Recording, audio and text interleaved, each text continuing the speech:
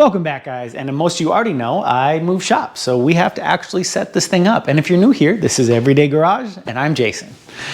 I have been hand restoring this 1953 GMC, and we got so close to actually finishing it, it almost just needs paint, really. Paint and body.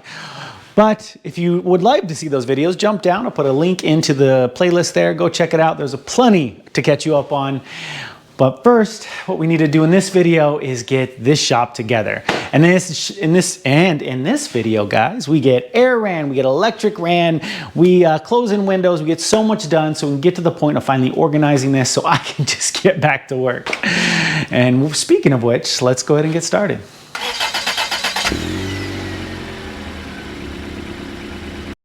Let's start this off by showing you what I have already done. So I already have the lighting up, which is a huge help because as it gets dark, and it gets dark at like 5:30 right now, we can have all of this up and ready to go. I got my air purifier up. That's kind of carry over from the last garage. It's hanging low, but it'll work right there.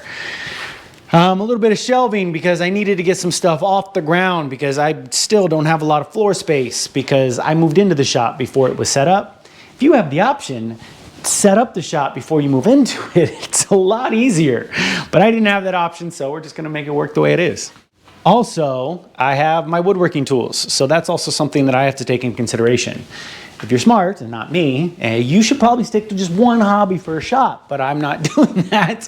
I do Everyday Garage is mainly going to be automotive, guys, and also be fixing up some machines, but I also, on the side and as a hobby, I do woodworking. I build cabinets, stuff like that. I will be doing my kitchen. I'm only saying that because I have to put all this machinery in here. So I've got my table saw, which of course I love old stuff. I love antique cars and I love old machinery. So this is a 1954 table saw. I've got my 1942 joiner. This is a modern planer, but I actually do have one that will be replacing that later on. Long story short, I have to accommodate that. So I've already set up a cabinet here. This one came with the garage. This one I went out and got, found matching for like 20 bucks. That was nice for the woodworking stuff. And I decided to close in this garage so I can just hang my, well, I have that there and then hang my clamps and stuff. So that's gonna be the way it is. Just leave a little walkway here and that's gonna be what it is, guys.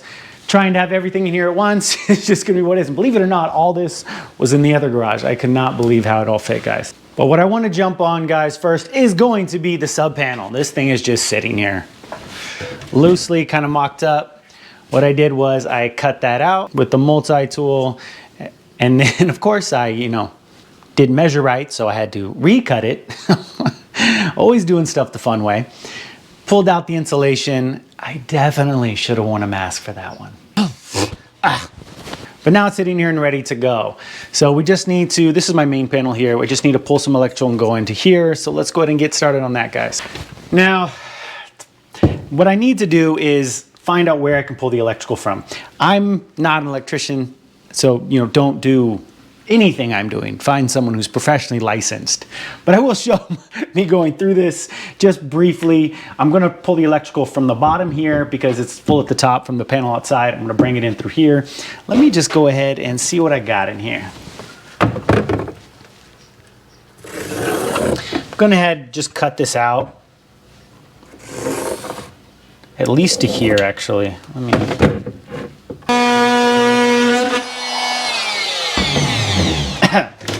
Still should have worn a mask. Oh yeah, that'll work. So here is the main panel. What we'll do is we'll drop the electrical down from the panel, bring it back up and dip it into here so I can get to the power bars here. Now as far as putting in a sub panel, guys, it's not as hard as it sounds. If you've put in an outlet before, put in a 220 outlet where you had to put in your own breaker and stuff, you can comfortably do this. It's very, very similar. So what I have to do is I have to take my 100 amp outlet breaker, that's what that is, for our sub panel, and I've got to fit it in here. The thing is this is full, which is why I need a sub panel. So I need to figure out which ones I can take out and then put over there. So let me go ahead and get this all sorted out, guys, and I'll bring you guys back. Okay, I've got updates. And as you can tell, it has gotten, dark. And it's only 4:55. Man, the sun's going down early, guys. We have to hurry. So what I did was I jumped in here. Now, here is our 100 amp breaker. It is off, and then I ran 2 gauge wire to it. Now, I ended up putting it here because oddly enough, here it is in my hand. This breaker was just sitting there, 40 amp breaker, and all it had going to it was this one wire. And that is way too big for a 40 amp 120. So I'm guessing this was shut down and out of commission for a while. And then I had these capped over to the side. These big, I'd say these are like 4 gauge wires. So I'm guessing this was for something and eventually decommissioned. So it's a perfect spot for our 100 amp breaker. Now we have our 2 power wires going in. This is off. Now we need to get our ground and neutral in. But unfortunately, it is way back in there. So I have left the panel live while I did this, because you just turn this off, you're pretty safe to do that. But to get over there, I'm gonna have to get kind of deep. So I'm gonna cut the panel, jump in, and put this neutral in. I'm gonna be using this to do the neutral bar. I'll show you that in a second, but let's get set up before we lose this sunlight. Okay, set up and ready to go. I am gonna cut the power to this, but we have to be quick because this is the power to my house. So, bam. Okay, I'm gonna pop all this back out and then just hang these breakers off to the side. That probably hasn't been off in a long time, so that I can get in there. So what I'm gonna do is just pick one for the ground, so we have a ground wire that we need to hit and a neutral. So we'll bring the ground up into here and we'll put it into one of the bigger lugs. Come on, let's pull this useless wire. Oh, there's another dead wire in here. See, just capped off. Nice. There we go. Sorry for bumping you guys around, but that gets the ground wire in. Okay, I had to make a ton of room in there, but you saw where I got the ground wire in. Now what I have here is a lug kit. Now it essentially will drop down, and I'm gonna see if I can get you guys in there, but it's really tight. Drop down, you screw it into that bar, and then I have a lug kit so I can put the 2 gauge wire in. Now, finding room for it, that's gonna be the trick. Let me see what I can do here, guys. Well, that sucked, guys. So, my luck, this thing did not fit. It was the wrong threads. Makes sense, there's different brands for this kind of stuff. I didn't even think about that. I just grabbed a lug kit and it didn't fit, but we made it fit. It is all back together. It is in one of the big lugs down there. Really hard to see, guys, doesn't matter. Long story short, we have a black neutral and our copper ground wire in there. Then we have our 2 hots. Our breaker's still off. Everything is back on. As you can see, my house has power again. So that is why I never said follow what I do. I'm not a professional, I'm an idiot. Let's jump inside and see how it worked out. And back inside, there have been some changes in here as well, as you can see. When I first had to put that breaker in, I came inside here and realized I need a lot more room. So, you know, I'll re-drywall this later. Now, what the upside was it had an access panel for me already. I just popped this little top off here and we were good to go. Ran the wires up through. So it came through here, up into here, through the 2x4 and down into our sub panel. As you can see, the little guy here wasn't quite long enough, so I had to drop it down there, through here and pop it. But it's not gonna be a problem. There's no problem with doing that. And that 2 gauge wire is expensive. So now let's get our neutral, which is gonna go here, down into our sidebars here, all hooked up. We got our ground, and we can finally test out our sub panel. Now, cut it to length just so it sits a little tight, and I'm using my spark plug wire cutters, because this stuff is thick. All right, there.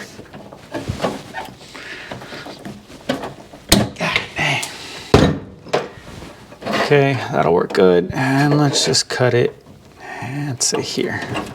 We are good to go.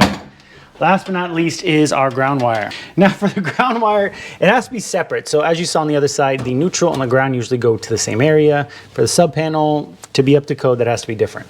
So our neutral goes into our bus bars here, our hots in here, and this will have to go to a separate bar, which I already have. So we'll just smack it on there and get it hooked up. Just screw it into the provided holes just like that, and it's solid. Ground, neutral, hots. Perfect. Like a glove. All right. Up out of the way. This is still off. Let's go turn the breaker on out there. Panel is all back together. I'll just write sub right there. Apparently I'm not strong enough. There it is. Collapse this down. And, oh, come on, come on. There we go. We're done. All right, back inside. Obviously we have nothing hooked up, so the only way to actually test it is with a multimeter. Okay. So we'll go ahead and get that set there. And ground should say 120. 120, perfect. 120, sorry, there we go, 120. Can you guys see that? Let's try that. 120, and if we go across both, out of limits, because I have it on the 200. Go to 600. 240. So we have power, and this is off, so we should have no power to these bars here, which if you can see, there is no power going to those. Power, and no power. But if you hit on, that should energize the panel. Bam. Bam. Take that back off. These are still live though, guys. Now, they do offer these. These are clips to protect you from, you know, touching it. Surface barriers, they call them. They go in, how do they exact pop in? Guessing like that. Oh, right here into the screw head. So you can pop in like that.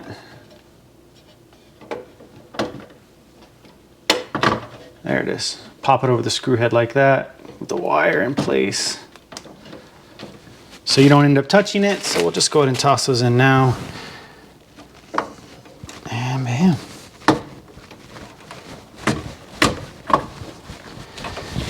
Now it's safe. So I can, even with this off, I can put in my breakers and get everything done. We are ready to go. And obviously, if that was showing voltage, we were able to test ground effectively. So we're good. Let's get this panel set up, guys.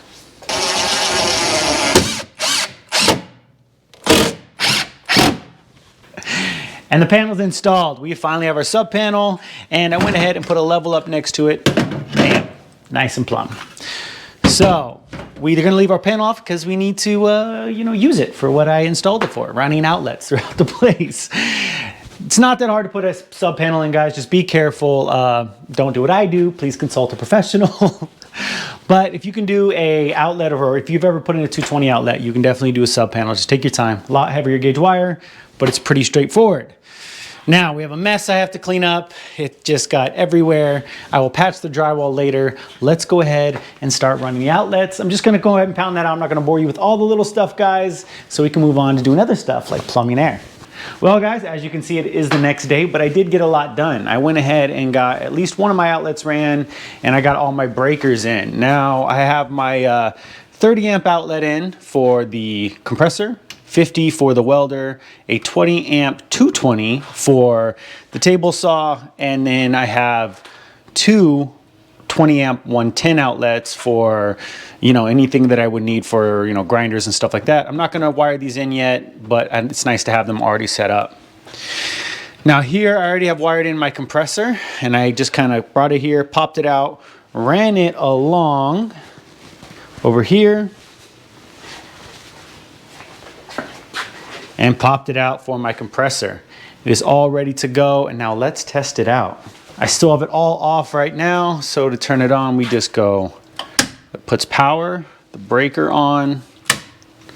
Now it should be powered and ready to go. And the test?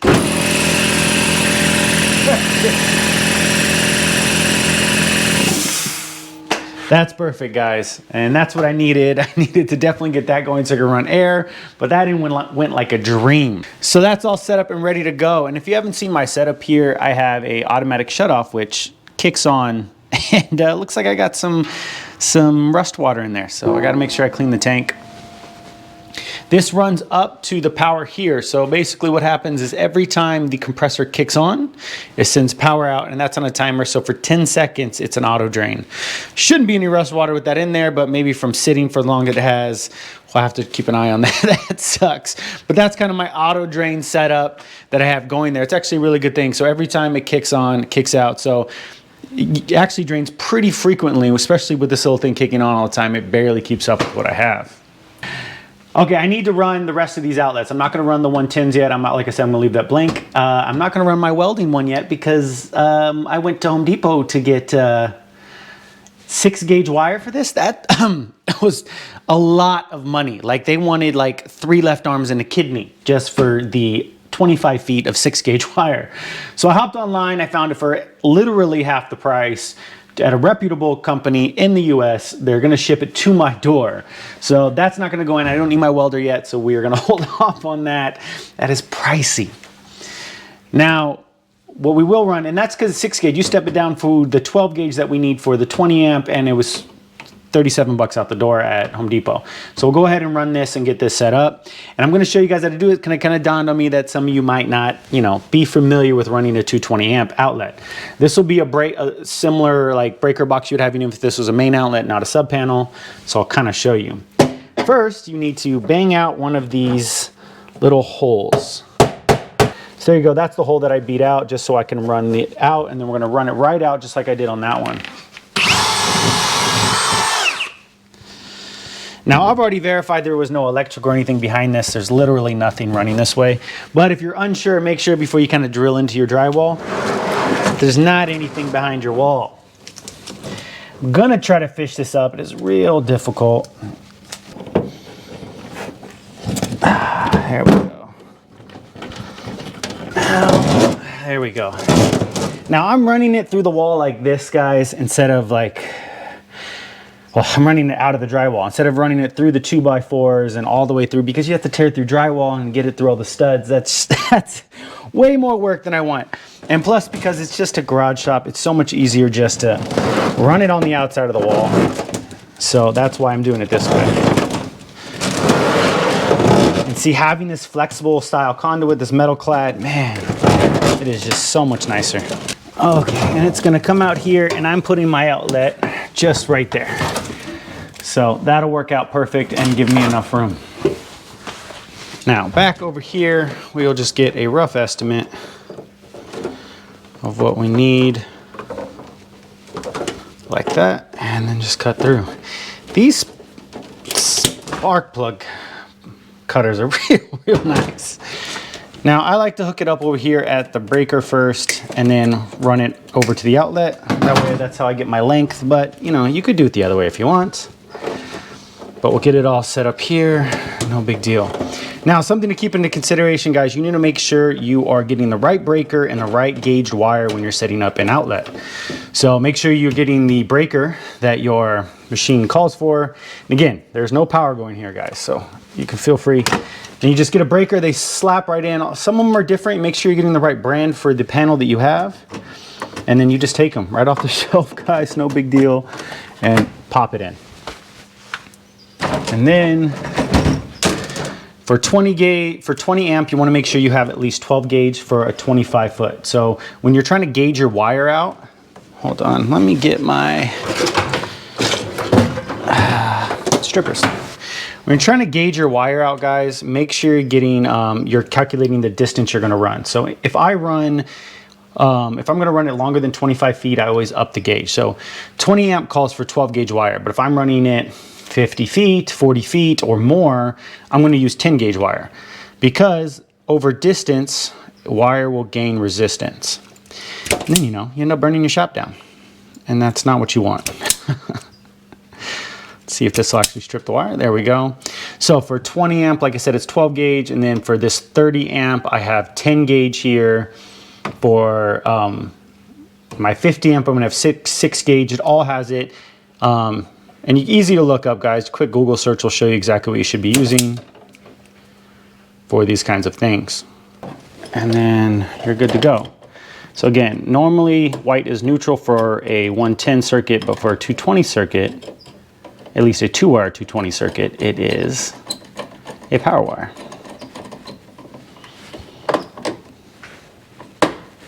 So that's why we're not running anything to our neutral bar. And then, this might be a little too long. Let's trim that. And now we're ready to go. And then it's simple as just sizing our ground wire, which will get behind these. Again, I'm freely moving around this panel because it's off. So remember to do that, guys. Turn your panels off. And we'll run it into the next lug, which is right there. And that's essentially done on the outlet side. So all you have to do is hit the power here, and you will have 20 amp 220 running straight out. Okay guys, I just went ahead and ran it along the same little clamps I had for my 30 amp outlet, and I'm just gonna dump it right here. Make it super simple. I think this outlet, bam, it's gonna be perfect. And I always like to screw these into studs because you're always pulling and pulling out, and then it just rips from the drywall, and that just sucks. So let's get that in roughly there. I'll make it level after, but let's get it plugged in like that. Okay, all trimmed up. I actually might have trimmed too much. That's hilarious. Story of my life. So just up into here and out. Yeah, just a little too, that looks good enough. And then we'll get that screwed down. And now the outlet. So 20 amp 250, you want to make sure that the ones you're getting are rated for what you're using. It'll cover. My cover's a little too big, but that's fine. I already had it and I didn't want to buy another one. So we will run this, and it's exactly like we did at the breaker, guys. You have the golds are going to be your power, green for ground. That's really it. Only thing now is we just want to cut it to size. So if our cable is going to be in here, let's, I don't know, cut it down to here, roughly. Now some outlets are going to be different. Some are going to be nicer than others. This is just a little cheap one, so it doesn't actually have anywhere to put it in. So what we can do here is create loops. We'll just grab the tip and kind of, you know, a hook. That way it fits around the wire. And how's this going to be? That orientation will work. These, yeah. And just, there we go. Grab the tip and turn. And the other side, the same thing. I know you guys can't really see, but it's a tight area over here. So the rest all went in really, really nicely. That's essentially it. Our outlet is functional. I hit the power, you plug it into here, it'll work. So just get it all closed up. And we should be good to go. Let me just bend those wires back. And there. That's in, and we're ready to go. Cover plate, and we're solid. Done. Let's hit the power and test it. So, main on, 20 hit. Now, easiest way to test it would be just to plug something in and turn it on, but I don't have my machines ready to go. So we can get these in there, we can show. Let's see if I can get this propped up. But power should be going to it, so we're in here and 240. And each one should be 120 if you're going to ground, and that lets you know you have ground just by doing that. Actually, we swapped that, don't tell anybody. So coming in here lets you know that your ground is good. And we're good. Our outlet is good to go.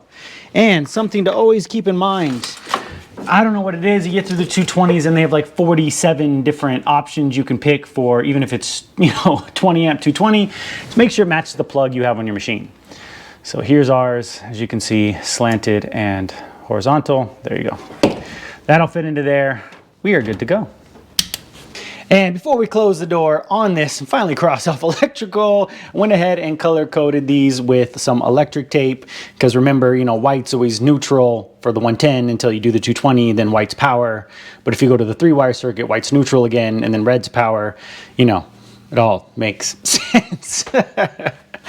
Basically what happens here is on a 110 circuit, white is neutral. You jump to a 220 2-wire circuit, then white becomes power and you don't have a neutral. But if you end up with a neutral, you need a 3-wire circuit, which is what this technically is: black, white, and red. And the ground would be a 4th wire, but they don't count that. So when you go into a store and it says 10-2, what it's really going to come with is 2 wires and a ground. I have no idea why they don't think a ground counts, but that's the way it is.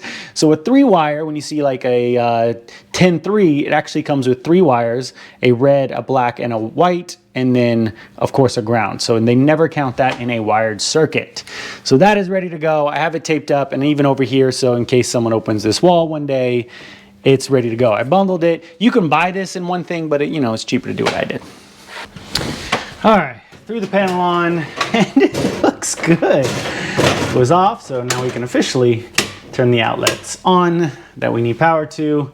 We are good to go. Leaving the welder off, guys. And I went and put the cover on, even though this needs to be drywalled, because I have to take it off to do the welder one. And I think since I have access, I'm gonna run that out through here, because I'm gonna bring the welding wire, or the wire for the welder, that way. And I think I'm gonna end up putting it right over there. And the main reason for doing that, guys, is because that is literally the shortest distance from the panel to the center of the shop.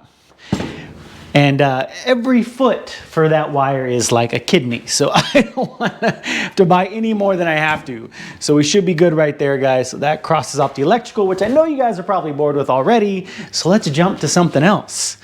What I need to do, and I've been talking to my wife, is I actually think we're going to plywood over this French door. Even though it's beautiful and I get to see the backyard, she doesn't want guests over looking at, trucks on jack stands and cars and engine stuff, even though I think that's fine.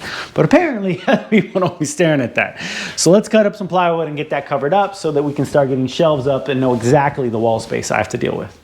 All right, unfortunately, cover up this beautiful thing, and I will not get this view anymore, but gotta do what you gotta do so the wife doesn't kill you. So 76 1/4. I already took the trim off, so you can see this line here. It was cased out, so I took it off so I can lay it flat, and then I can just screw it straight into the stud.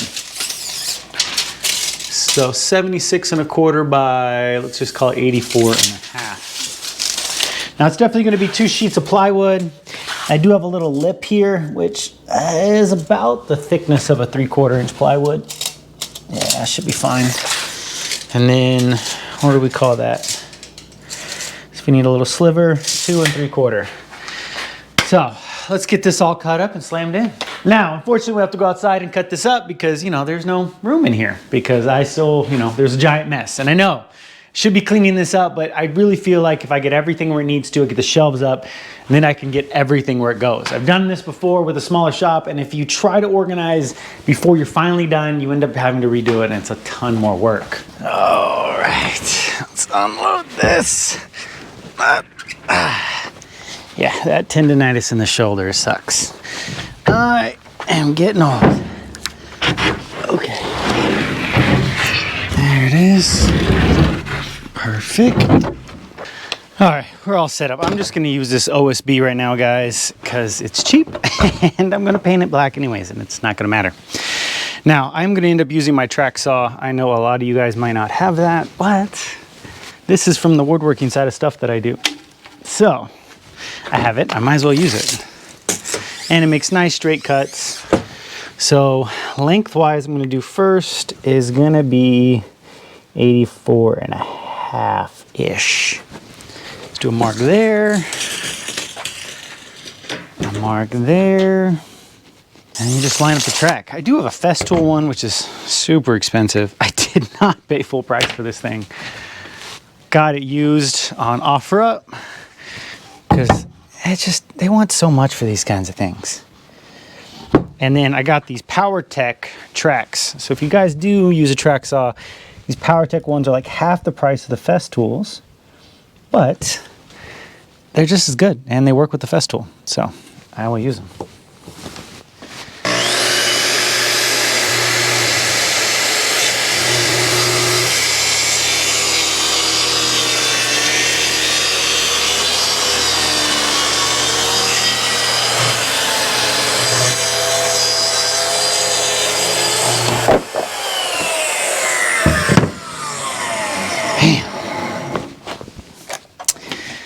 I like it.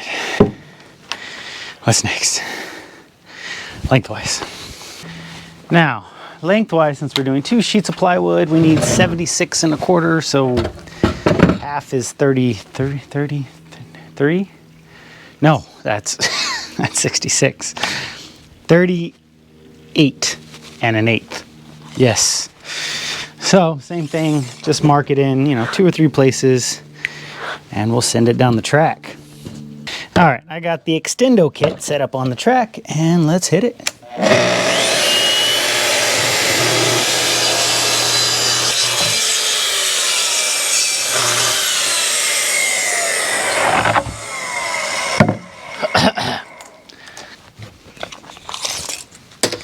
Get us into what we need. Close, right?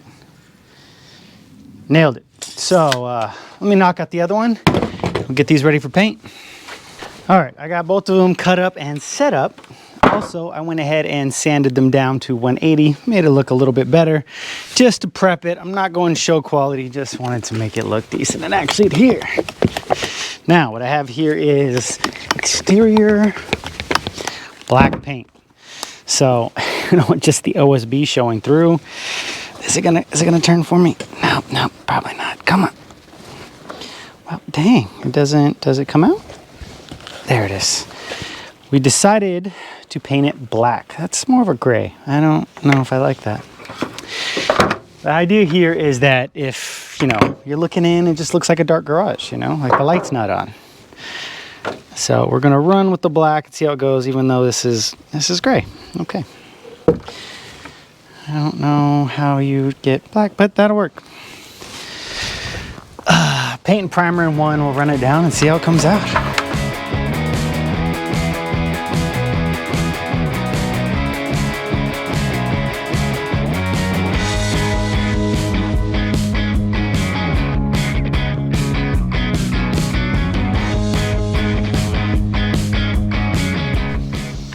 Well, here is the end result. Not too bad, guys.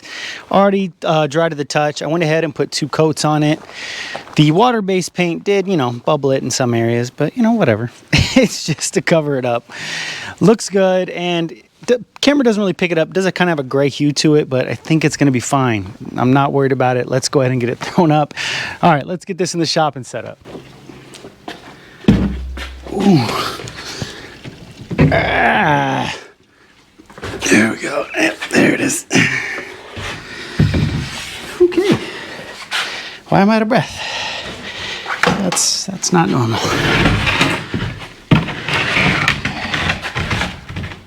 Okay.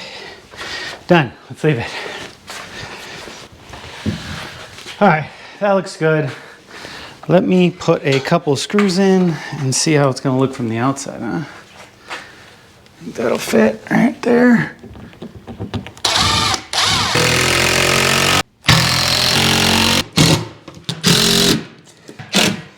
All right, doesn't look too bad from this side. Let's see how it looks outside.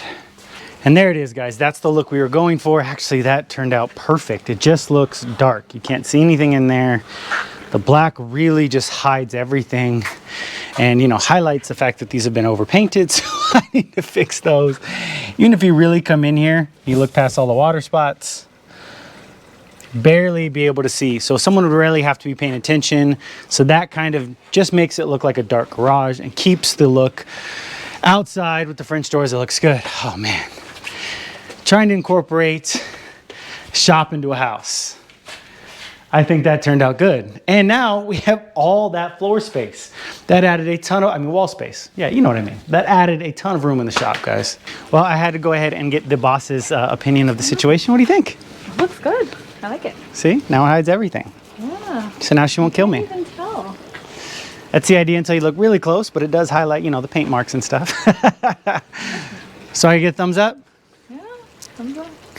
All right, we finally got this finished up, so that is checked off. Boss approves, although it is, you know, a little bit floppy here. Most likely gonna have to put a brace in there because I really don't know what to do with the wall, but I don't want that flopping around.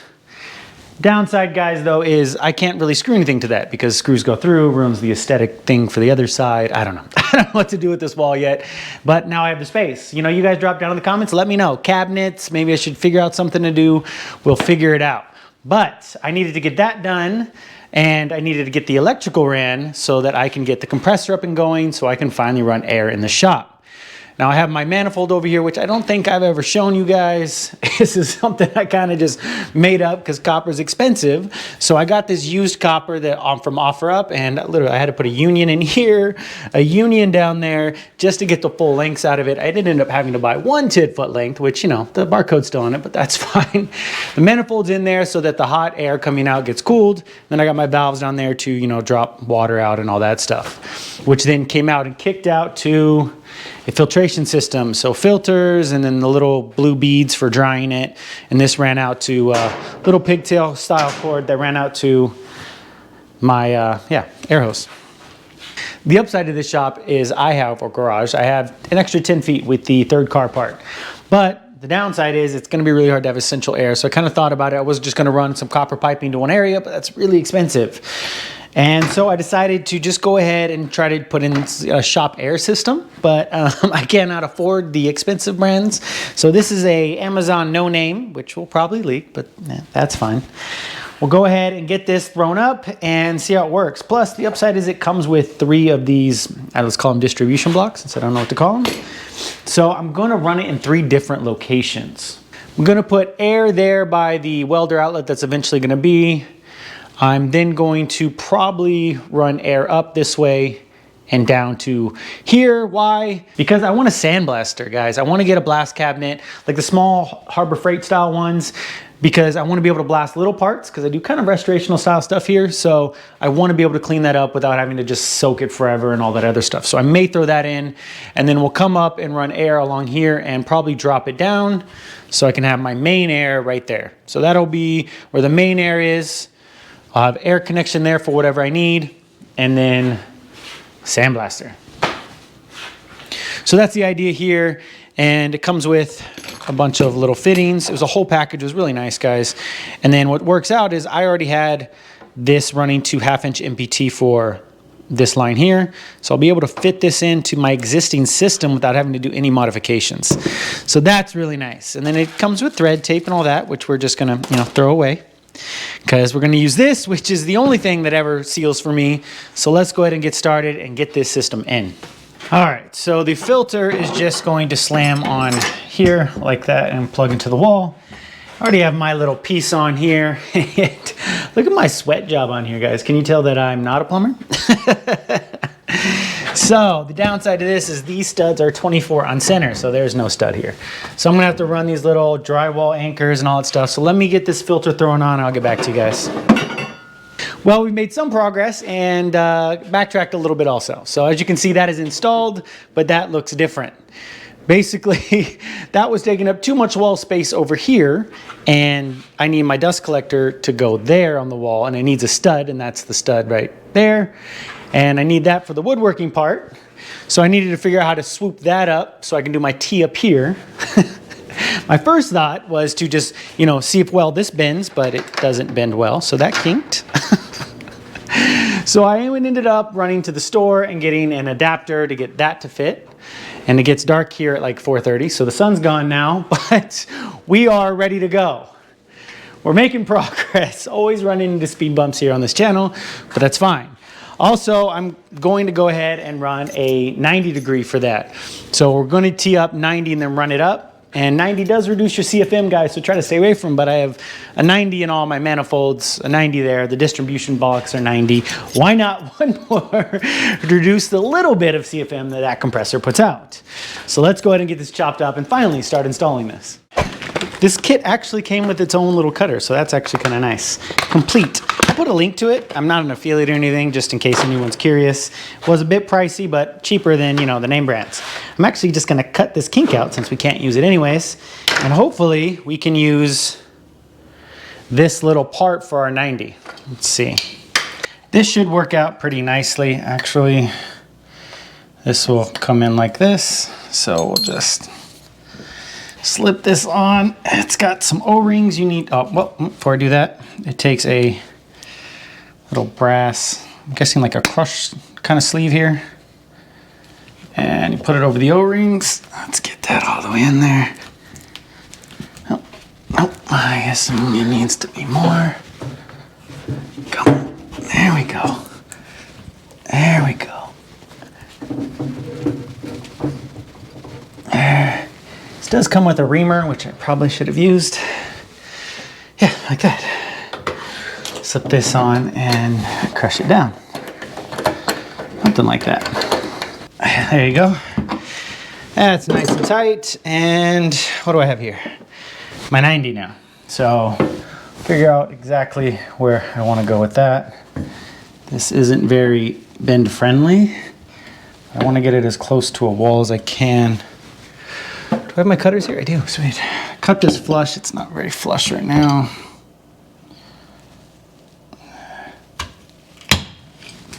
Our sleeve, and then, bam. That should go just like that. There we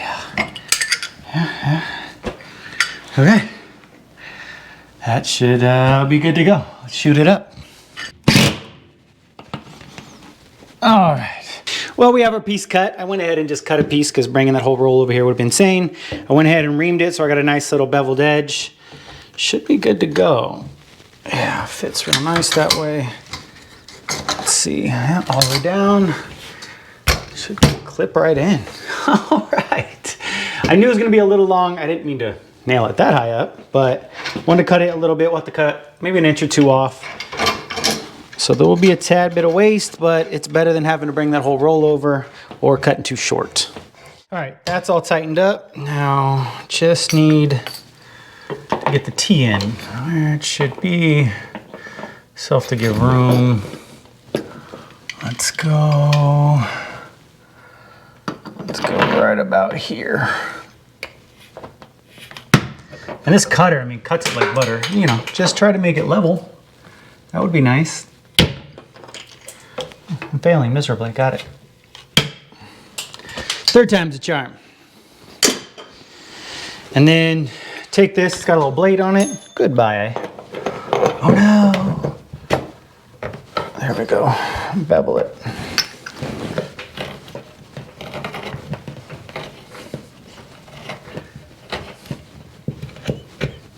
Don't let the little shades fall in. Perfect. There we go. And in. Perfect. Maybe now. No. All right, hand tight it is. That's gonna leak for sure.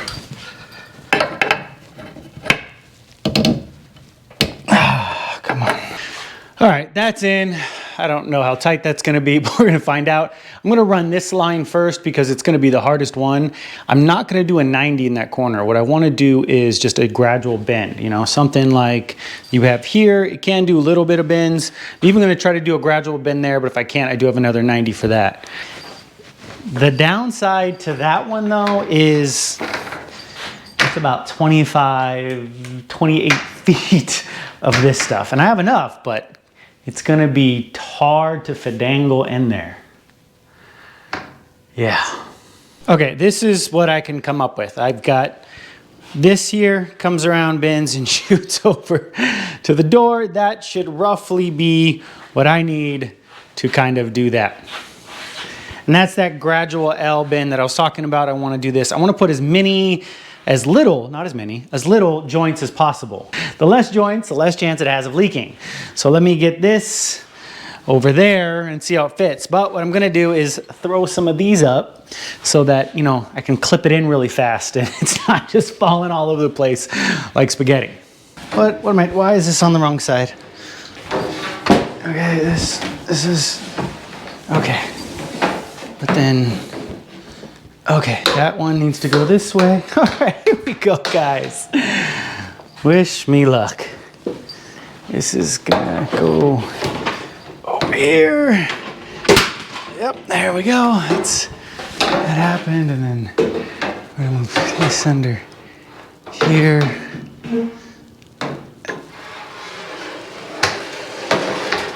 Yeah. Okay. Just set, let's don't knock everything over, maybe. All right. Now I need to get that. Oh, yeah. Really glad I organized the shop before I did this. Okay. And then we'll just, that's going back over. Does that really have to? Yeah, that absolutely has to. Dang. Okay, this has to go over this garage door railing. And I didn't think of that first, so we'll just, re-bend this whole thing. And there we go. This has to, back through here, and then over this cabinet, which I purposely left a space for. There we go. That's not too bad. Okay. There we go. Could you just stop falling? Just give me a sec. Cut me some slack. I'm just one guy. Yeah, and then just that. Okay, and then just set that there. Maybe? No? Okay. Let's dangerously climb on things. This is, no. There we go. There it is. Okay. Almost, I could fool people that I might know what I'm doing. So that's underneath there. That might actually, how do I get down? Well, that's kind of where it needs to be. We'll go ahead and get that connection hooked up and run it along. I only put a couple of those clips. We'll get more in. I just didn't know where they would be for the bend. And then this squiggly I left so I could actually just do a gradual bend and drop it down without a connection. But that went up. That actually worked. Let's get that hooked up over there. I brought you guys up here with me this time. I've already reamed this side out, and we'll get this. And I found this L-shaped wrench, so I was able to get this on here. I've already tightened this up real nice and tight now. So hopefully we have no issues with that. And we'll get this into here. Hold on, let's make sure it's seated on those O-rings. So if you see these has two O-rings that I'm guessing are pretty important. There we go. And we'll leave that L-wrench on there for now.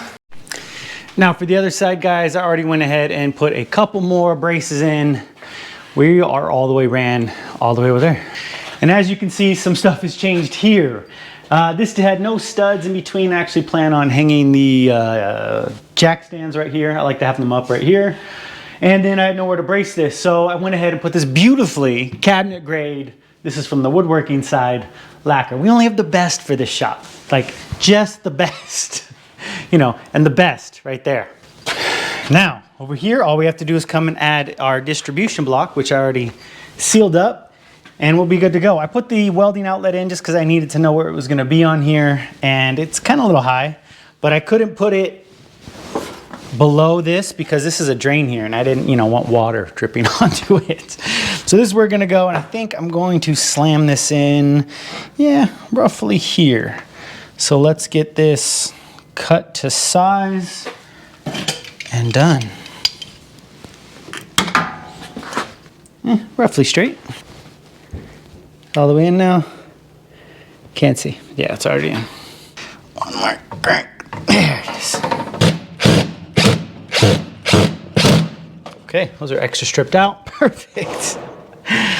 And that still opens and closes. That'll work. I don't have anything to actually hook this up for air right now. Those are on the way. This is 1/2 inch MBT and I have nothing in that, but I ordered them. I do have some plugs though, so we can test the system once we're done. All right, so close. Let's knock out the other side and we'll be done. Okay, we're almost done, guys. You saw me run that T over there. Then I ended up running it over here and down. I know I said it was gonna go over here, but I've been going back and forth about this. I didn't know if I really wanted to put my reel up there and then, you know, walkway issues, and then I was gonna run it over there because I definitely have enough. But I decided to drop it right now, have essential for the shop, and just, I think I'm gonna put the reel right there, we'll put the distribution block there, and just kind of call it done. Let's go ahead and get that last one on and be finished with this. I'm ready to test it, see if it actually seals up. All right, finally, last one going in. Oh, well, that went down there. Going in. Now, I know I said I didn't want to screw into this, but these are screws that I've measured out, and they will not go all the way through. At least they shouldn't. And since this isn't load bearing, or this just, you know, needs to sit here, I'm not too worried about it. So I'm just gonna stick to being able to keep the right size screw so it don't poke out the other side. There we go. Where did that screw go? Oh, there you are. That's level, right? Man, system installed. Yeah.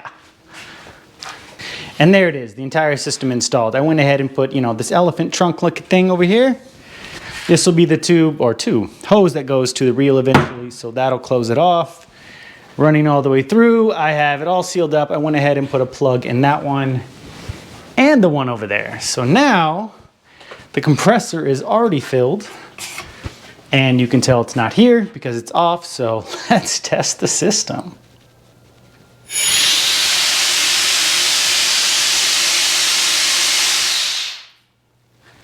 Okay, definitely had something going everywhere.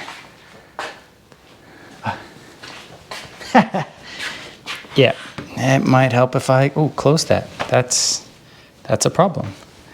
Did I jam that in there? I did. Let me fix that. Okay, I verified that all those are closed now. Let's try that again.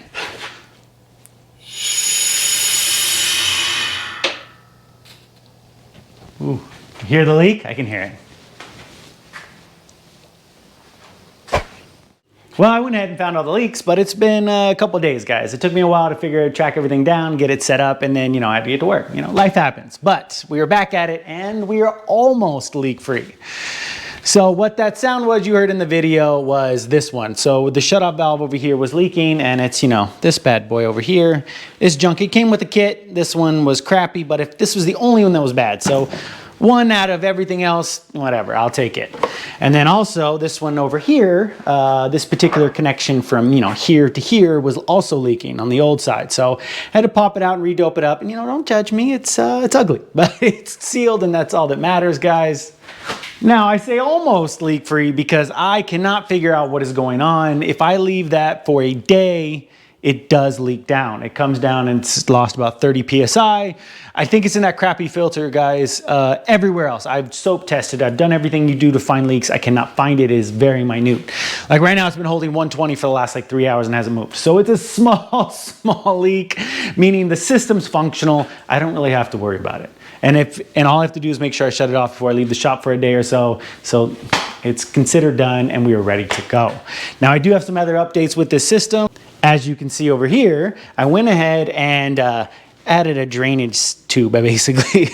I realized if I hit this open and the water just popped out, it'd spray everywhere, and this is 1/2 inch MBT, and then the heater hose barb is 1/2 inch MBT, so that it made itself happen, guys.